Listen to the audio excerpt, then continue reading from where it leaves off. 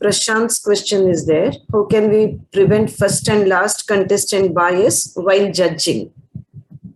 I have already answered it, I think. I said each contestant will have to be judged based on his or her performance and not on a comparative basis. Now, you have different criteria. So, on that criteria, now supposing you feel this contestant has done it to, let's say, according to you, 70% of finesse in performance, you will independently judge each contestant. That's all we are trying to say when we talk about first and last. Now, the last is even more dangerous because I have seen that, like everyone else, judges also have this fatigue in them. So suddenly they feel, okay, it's coming to an end. So let me very quickly finalize my judgment and keep my ballot ready, and might not do justice to the last contestant. So all that we are trying to say is that from the first minute to the last minute, when you are the judge, be objective and judge independently of other contestants' performance and have your attention unwavered till the end. Beautiful. I just want to add one small point over here as well, Mahalini ma'am. Now, when it comes to contest, this is something that I practice as well. Now, during judging, in most cases, we make notes. In certain cases, we score right after the contestant is completed during the minute silence. What I also see, I've seen, and a couple of times I've tried, and then that's something that has benefited me, is to just close my eyes and reset the mode. Because it's very important for us to go back to the normal state of mind and then move to the next contestant. So mentally, you got to prepare for judging as well, because it's very important. It's quite natural, it's human to get influenced by the previous contestant's performance. Absolutely okay. The same point, consciously, if you make an attempt not to, it helps a lot. I see Anita's hand raised. Anita ma'am, please go ahead and unmute yourself. Yeah, thank you, Arjun. I think Mahalini ma'am had mentioned that it was necessary to have 4 timers in a hybrid meeting. Now, my doubt is, first of all, finding role takers and timers is very difficult. Is it absolutely necessary? And what is the point in having 4 timers in a contest? I'm speaking of club level. Anita, first of all the rules and regulations that are placed before you start at the area level. We make it mandatory from the area level. Club level, you do have the choice, but we encourage you to go in for hybrid mode because it prepares you for the hybrid mode at the higher level. Now, coming to the timers point, Ashwin has already mentioned it that we encourage you to have 4 timers, but in practice, if it is impossible, you have problems, then you can manage with 2 timers, one on-site and one online. We can manage that way. We don't insist that if you don't have 4 timers, your contest quality has come down and things like that. So it is up to you to decide. Although the required number, suggested time number is that. And on the chat, have you got anything to add, Arjun? Let's reach out to more number of people. Yes. That's something that I would recommend, because we welcome participation from other clubs, other areas, divisions, and so on. So it's absolutely okay to reach out to more number of people. It's out there. We have about 4,000 members in the district to reach out to. It's okay to find out two or two more timers additionally for the role. That's something that I would personally prefer or recommend. Thank you. Thank you so much. Malini ma'am, I have one small point to add here. Anita, so the thing is, it is recommended to have 4, but you can run with 2. But if you're running it with 2 timers, I would suggest have both those timers in the same medium. Like if you are having your best individual to perform the role of timer in an online mode, then have the second timer also in an online mode. do not have the second timer in an offline mode, because you need to keep the timing device the same for all the role takers. I know 1 second is same for everyone. It's not different for you, or it's not different for me. So the best way to do it is, wherever you have your timers, double down. If it's in person, then make sure you have 2 timers in person sitting in front of a laptop. You can just take the timer card, show it to the in-person contestant, and same timer card can just show it to the online contestant as well. You can keep it simple like that. Or if your timer is online, have a separate laptop for the timer, face it to the speaker, so that online also same timer, offline also same timer. That I would say is best, instead of having one online, one offline. Thank you. Thanks, sir. Yes, there are many interesting and challenging questions on the chat box. And one question that is repeatedly asked is, wouldn't the on-site contestants have an upper hand or advantage over online contestants in terms of body language, eye contact, etc.? Now, if you remember, even in the recent international contest, we had one of the winners who appeared online. So it was one of the winners. Am I right, Arjun and Ashwin? So yes, we had one winner. So not necessary. I think it ultimately depends on the judge's ability to judge a contestant in that particular format.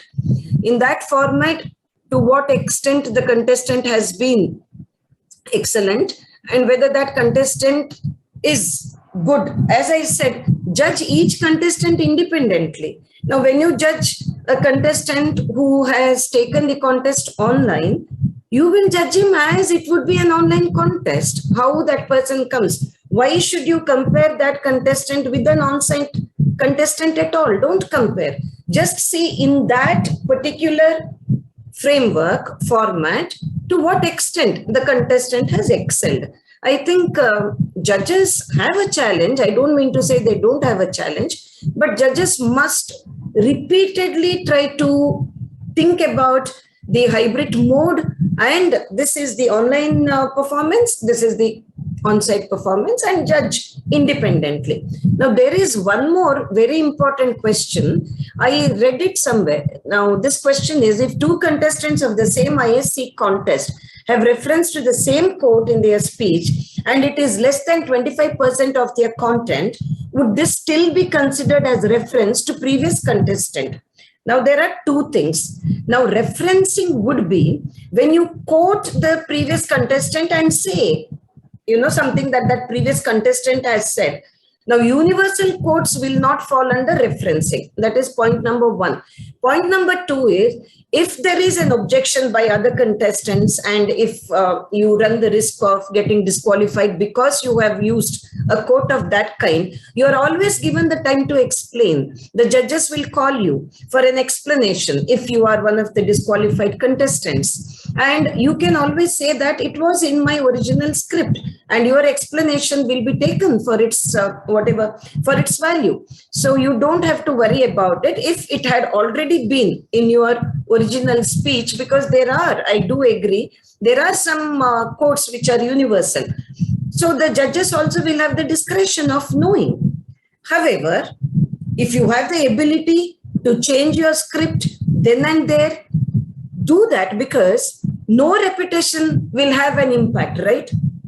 It might be a quote that you already had in your original script, but what's the point in coming up with that quote if somebody else has already used it? To that extent, it has already lost its charm, right? It becomes cliched. So if you have the ability to just skip that or replace it, do it. Now, that is my observation, my suggestion, but according to rules, nothing will go against you if that happens. Now, I just have one point to add with respect to the judging aspect. TI suggests having a mix of both on-site and online judges. Like if you have, let's say 5 judges on-site, have 5 judges online as well, so that the criteria or there is a balance between how much advantage a speaker will get based on his in-person presence. So that is one way you can always counter this bias that you think people might have towards an in-person and versus an online contest. Correct. And there is one more very interesting question. it's an observation, I must say, not really a question. Shouldn't the club level contest have trained and experienced judges to pick the right winner who could proceed to international level to represent the district? There is no second thought about it. Yes, it has to be ideally. If it doesn't happen practically, you will have to look into it. You can even give your suggestion. You can start a movement in your own club of saying that we must raise the quality of our club level contest. You must do it. And then the next question from the same person, I'm not able to see the name and all that. How do we even know if the judge's objectivity is not skewed and that the result is anomalous? We have no way. We can't look into the mind. We don't have lie detectors in place. We can't do. That is why my strongest appeal to you as CJ was to remain objective and try and do that. I mean, we can't change the world, can we? But we can change ourselves. Now, today, if you decide, when I become the judge, I will not be affected by any one of these biases. To that extent, I would take this training program as being successful, even if we are able to change a few attitudinal problems. But you have a good point, because I feel this is something beyond our area of control, right? There are so many things. Now, Arjun has beautifully explained the contest management, and Ashwin has equally effectively explained hybrid mode. Yes, but if the judges can't get out of their own attitudinal problems, no matter what training is given, the contest will have skewed results, as you yourself have put it. One of the things I just want to add regarding the judging part of it, and every person comes in from a different perspective, different background, different opinion, belief system, so on and so forth. And you would be judging that particular contestant basis your own belief system as a judge. And likewise, every other judge in the contest. And that's why we have more number of contest judges itself.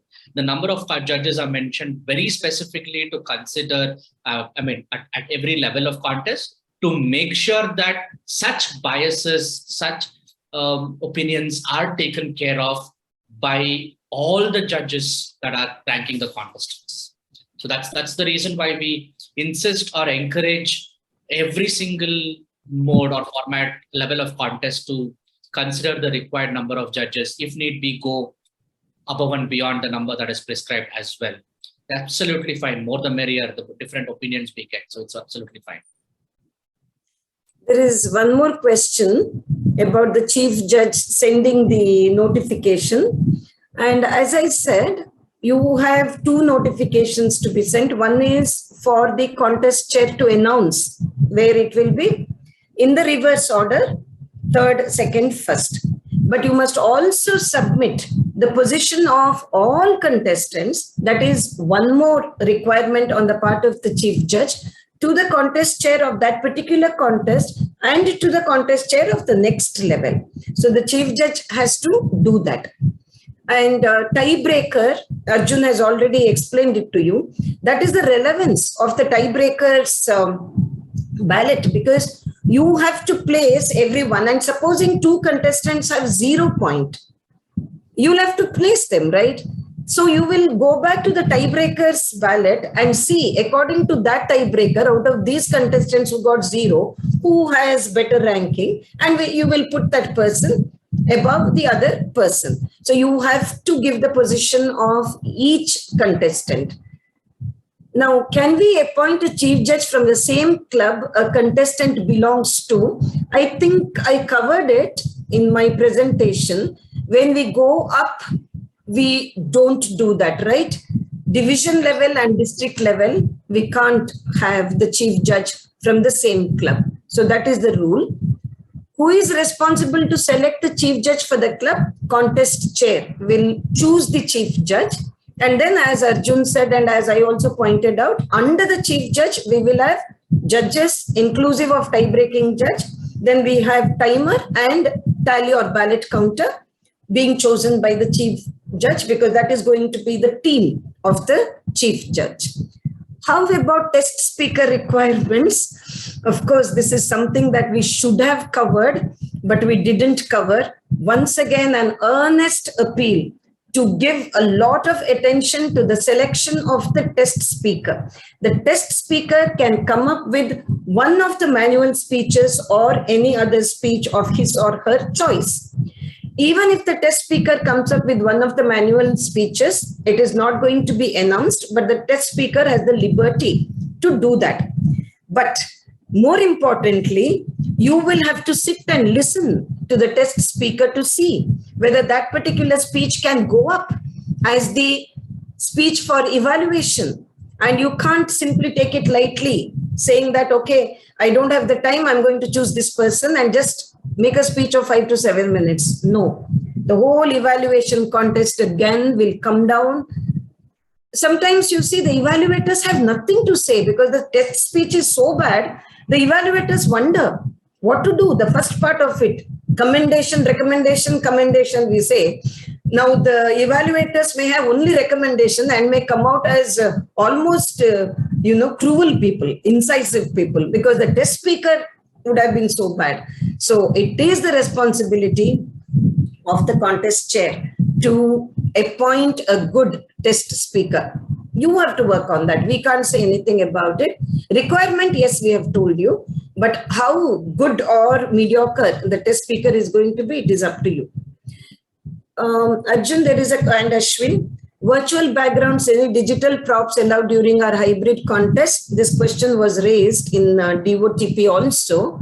Yes, you are allowed to use any virtual background or any digital prop. And there was a discussion in the DOTP as to how it is fair for on-site contestants because they wouldn't be able to. But the rule book says that virtual background and digital props can be used. So we can't go against it. We have to allow that. Just another kind of prop, that's all. Again, the demonstration part of it is very important, that 1 minute gap. I just see Ashwin's hand raised from the previous question. Ashwin, was it related to the test speaker? It is kind of related to the test speaker. So distinguished Toastmaster Malini Hebbar suggested have the test speaker vetted. I would recommend have all the role takers vetted, make sure that there is briefing done, because at the end of the day, it's a contest. If something goes wrong, then we'll all be in soup. So the best way, have all your role takers vetted. And another interesting question was, how do you coordinate between on-site and online judges? So how do you coordinate? One of the best ways to do it is, now WhatsApp has the feature of sending you once only photos. You can take a photo, make sure that it is visible only once and send it. So that is something that I would recommend that you can use. I mean, on your phone, or I'm assuming if you're judging a contest, you are sitting in front of a laptop or a computer, so you will have access to the internet. So you can just take a screen snap from your screen, sign, do whatever you want and send it as a view once only photo to your chief judge. Whether the chief judge is on site or online, then based on that, you can decide on how you want to use this feature on WhatsApp. That's a very effective workaround to maintain anonymity and yet get the job done. If someone takes a screenshot, then you will get to know who it is. So that is one way that you can work around for coordinating between judges on site and online. Now there is a question which seems to be slightly ambiguous to me. If a protest is there and if the judges panel found no substance in that and reject the protest, whether the contestant to be called to give her his explanation. Now you see, if the judges find that there is no substance in that protest, the matter closes there. But if at all there is a protest, the contestant against whom the protest is made is given the chance to explain. If there is a protest in terms of originality, the contestant can come and give the explanation. And after that, the judges may agree or disagree as a panel whether the explanation was sound enough or not. So now you are asking after the judges have already rejected. So I don't know whether I've answered the question. That's right, ma'am. If the judges have rejected, then there is no need to call the contestant to give an explanation. Once it accepts, they're saying that, hey, all the judges agree that, yes, there is a protest and we do agree with this kind of a protest, then the contestant is called for an explanation, like you rightly mentioned. I wondered whether the person who raised the question. I think it was Dynan's first question. Nainan sir, sorry, Yeah, sorry. same Whether- only. Yeah, it is same only because earlier we had a case in which there was a protest and it was in fact it's a tall tale contest and the protest was that DT Malini Hebbar has done the same speech. So what we judges, we saw that speech, both the speeches, and found that there is no substance, and we are not called the contestant to give the explanation. Only when if you are going to disqualify the contestant, then before that we have to get the opinion of that particular contestant. That's what I mean to say. Yes. Any protest, we need not call the contestant. That's what I'm telling. Yes. Yeah, And also, yes, you said it was my speech that was taken as the reference point. And I remember I was the chief judge for that contest. And Nainan sir had a point. That is that I had to speak to the person who raised the objection. I had to speak to the person who raised the objection to say that I didn't see enough grounds for that objection. That's what I was trying to figure out, whether you were asking about the person who raised the protest and not the contestant against whom the protest was raised. So the contestant against whom the protest was raised would come in the second instance. But Nainan sir's question could have been with regard to the contestant who raised the question against another contestant. So that is still valid. And I had to speak to that person, and that person said was okay with the explanation that was given by me. We tried hybrid for one of the meetings in our club. One of the challenges that we faced for related to party visibility with laptop cameras. How to overcome the situation? Ashwin. Hitesh, thank you very much, Malini ma'am. Hitesh, Yes, couple of Ashwin. things here. Yeah. One thing is if you look at a laptop's camera, for example, it's on a screen usually. A screen is very thin. So it's Yes. the physical limitation of the hardware that you have to overcome. And that comes with investment. By investment, I don't mean mutual funds or something. I mean a physical camera that you can connect. Okay. Now there is an effective way or an effective workaround that you can actually do. There are apps that allow you to use your phone's camera as a webcam. So if you have any old phone, any Android or any iOS old phone you have lying around, you can in fact use that. But I wouldn't recommend using that for a contest because that will add some lag to your video input. Okay. I mean, the problem here is the physical hardware. So solution is come up with better hardware. Other places that I've seen better solutions to this is basically at offices you have webcams that are basically like this big. Like, yes, there are webcams that are like this big that cover the entire audience, that have a very wide field of view. So all of that come with a lot of investment that you'll have to make. Ideally speaking, best if you can get a venue that already has such video conferencing capabilities, because then a lot of your job will be already done in terms of organizing hybrid content. But if you don't, then these are other feasible workarounds that you can have. Okay. Thank you, Ashwin. And one more point, like whether just a name question. I am pretty much new to Toastmaster. Whether contestant can protest on the basis of this, I am not getting visibility on network or logistic issues. So protests can happen on eligibility, originality, or callbacks.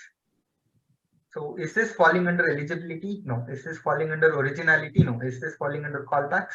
No. So you cannot. Okay. So network issues are not considered here.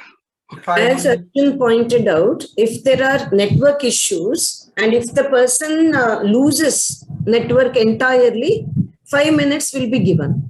And if there are other issues, temporary problems, 30 seconds extra timing will be considered for such problems. But they are two independent things.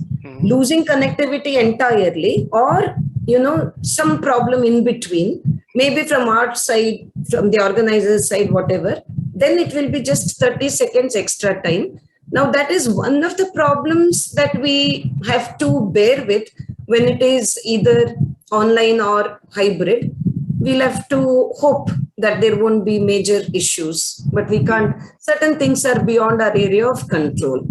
And ma'am, one more point. Who will raise this point and 30-second that grace period, means timer will count, make that necessary adjustment immediately? Yes, a good question again. The timer has to, because if it is 5 minutes, the chief judge will have to indicate, will have to tell the timer to wait for 5 minutes. If the person has lost connectivity entirely, the chief judge will have to say that. Now, if there are temporary issues, the timer's briefing would have been over, right? So the timer knows that when the timer with the stop watch submits the timing, will not show it as disqualification. We'll make allowance for that 30 extra seconds. They'll record the time as it is. The timer will record the time as it is. All right. While the chief judge, while the counting process is done, in such a case alone, the chief judge will consider that case-to-case basis. That is all. That is purely basis your time-related point. That is the only thing when it comes to the grace period that is there. All right. Just want to add on one particular point over here. Related to the internet connectivity. Now, when we look at internet connectivity as the organizer, it is your responsibility to take care of the connectivity from your end. Absolutely perfect. That is, in case there is a challenge over here as an organizing team, then it will affect everybody that is connected online. That's when you realize that it's not the other end's issue, it is my issue. Perfect. Fair enough. Then you can hold on to the pause the contest if need be, and then take care of the next steps. That is the exact reason why we need backups like Ashwin mentioned. Now, what about the other side? The judges, 100% judges' responsibility. Contestants, 100% contestants' responsibility to ensure that they have flawless connectivity. Even in the World Championship Public Speaking, there were 2 contestants that faced small breaks in their contests, and one of them went on to qualify from semi-finals to finals as well. All right, and that's exactly has happened. There is nothing that you can do about internet connectivity. Wherever it is, there will be a challenge, but it's absolutely okay. It's my responsibility as a contestant to take care of it. It's my responsibility as a contest organizing team to take care of it at my end alone. That's what I just wanted to add. We'll move on, ma'am. I think there are a few more questions. Actually, Nainan sir has raised one more pertinent question. If there are 4 timers, 2 online and 2 in person, how the coordination between the 2 timers who are showing signals? So this is what we had discussed at DOTP also.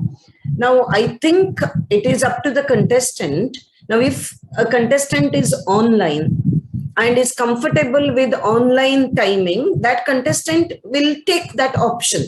The contestant is also allowed to express his or her wish and say that now even the on-site timer will be seated in such a position that the contestant is able to see. But I think there should be a coordination between on-site and online timers as to who is going to show the flag. Otherwise, it will be confusing for the speaker. 1 second, ma'am. The timing device will be shown by one individual alone. All right, be it on-site, be it online. It will be shown throughout the contest. It will be shown by only one particular individual.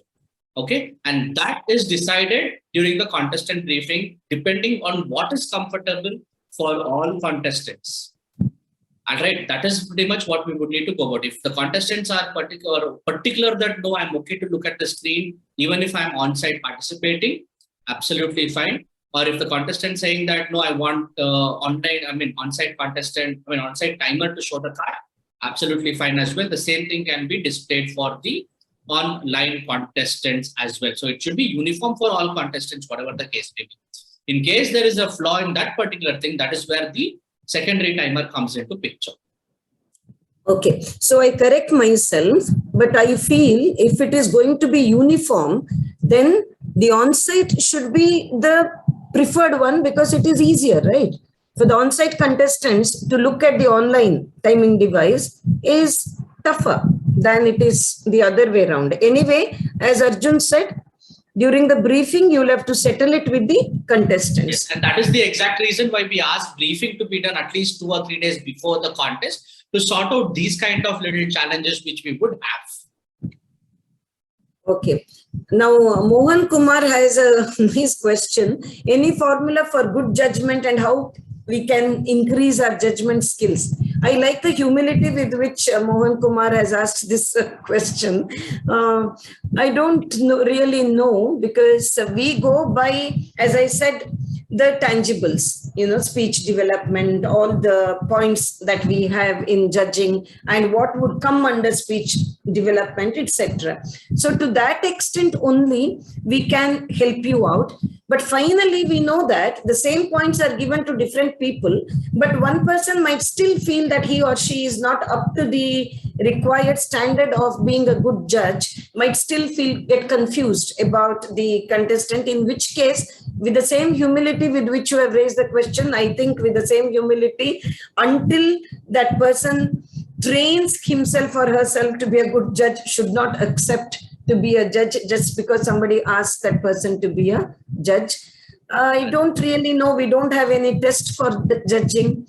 We can't really have any objective, quantifiable test to see who is a good judge. But as you said, Mohan Kumar, we have seen very bad judgment, shoddy to the core. So we don't really have a direct answer for that. But we request you to go through the criteria of judgment and try and improve your judgment as far as you can. That's pretty much practice. Judges should be from our area or other areas. Arjun, would you like to take that?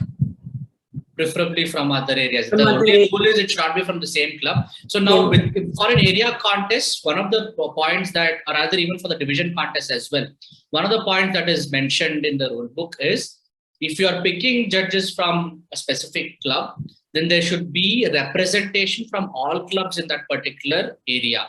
Likewise, for the division, there should be equal representation from all areas in that division.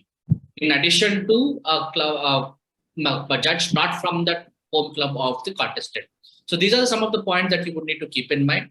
I would say go ahead, explore, bring in people from outside of your own area. There is nothing to worry about. Okay, the question that has been asked by Distinguished Toastmaster Johnson Samuel has already been answered by Distinguished Toastmaster, our District Director, Narayanan. That is about this JTP being mandatory to be a judge at any level. In fact, I had to clarify it with Arjun, because I too was under the impression that this was mandatory, but then Arjun clarified it that it is not mandatory, but it's a desirable thing that you go through the judges training program. Now, if you are honest with yourself, now when I prepared myself for this presentation, I realized that after being Distinguished Toastmaster 4 times and after being a chief judge and all that, there were so many areas that I probably overlooked.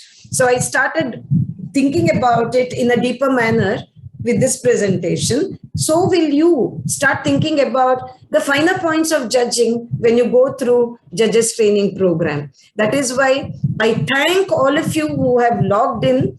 It's a Sunday, and as I said, your time is precious. No grandfather, however rich, can bequeath time unto his grandson. So time is the most precious commodity, and you have given us your time, and we remain truly grateful to you.